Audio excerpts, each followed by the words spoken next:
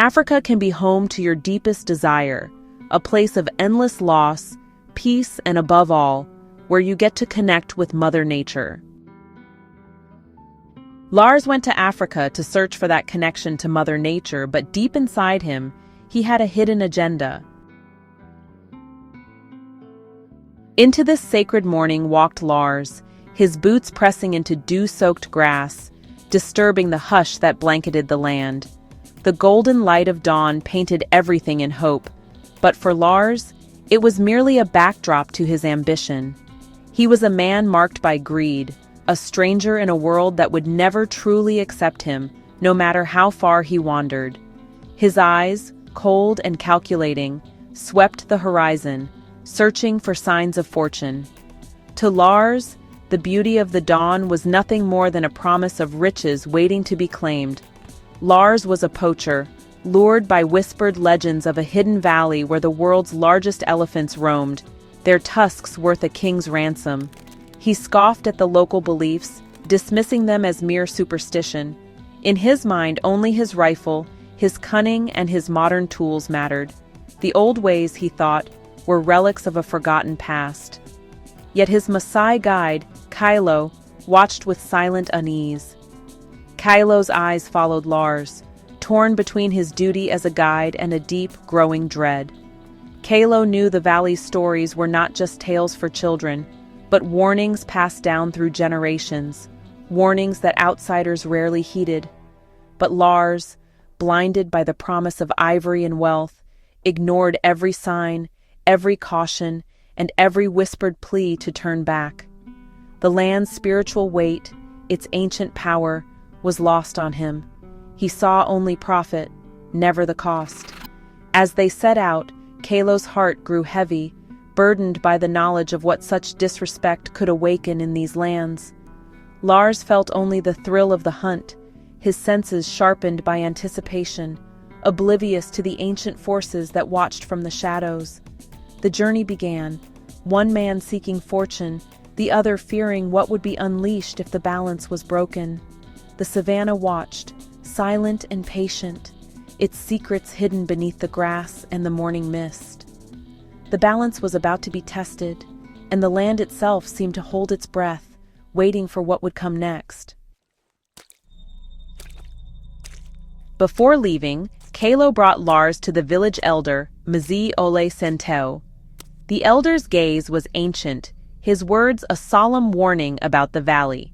Embu of Olmayiana, the cradle of the Great Mother. He spoke of the valley's sacredness, its elephants protected by a spirit older than men. To harm them was to invite a retribution as certain as the seasons. While enjoying the story, kindly like this video and subscribe to our channel. Show us some love.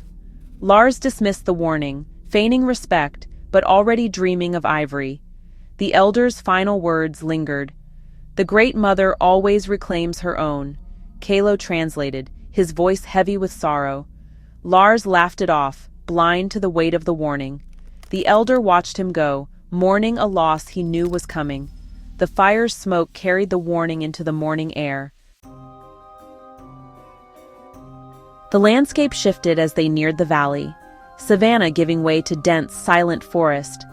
The air grew cooler, heavy with the scent of moss and ancient earth, as if the world itself was holding its breath.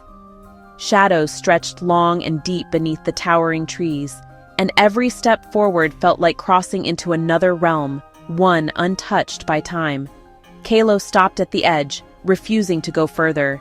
"May your God walk with you," he said, and vanished into the mist, his figure swallowed by the gloom.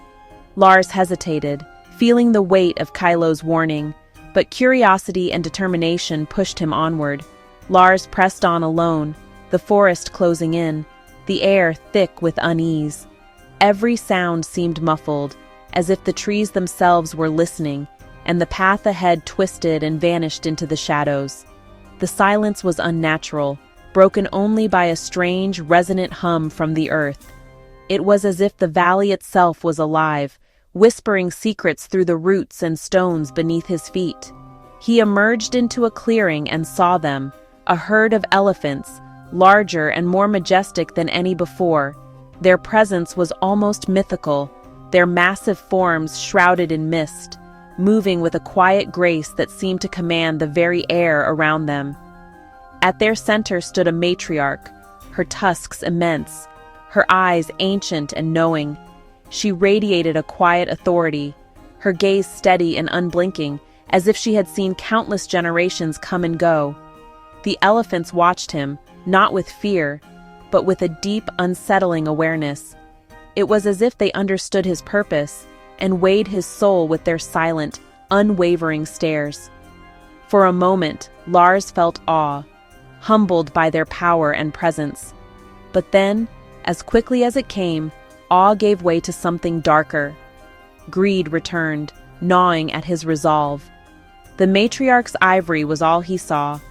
The promise of fortune clouded his mind, drowning out the warnings of the forest and the wisdom in the elephant's eyes. He raised his rifle, the forest holding its breath. Every leaf and branch seemed to tense, as if the entire valley was waiting for his next move. The valley seemed to judge him, ancient and cold. Its silence pressed in, heavy with the weight of countless stories and forgotten warnings. The hum deepened, vibrating through his bones. It was a warning, a final plea from the land itself, but Lars's heart was deaf to it. He took aim, blind to the warning in their eyes, and the valley seemed to hold its breath, waiting for what would come next. The rifle's crack shattered the valley's silence. The matriarch fell, her herd gathering in mournful, human-like grief. Lars ignored their cries, sawing the tusks free, hands stained with blood.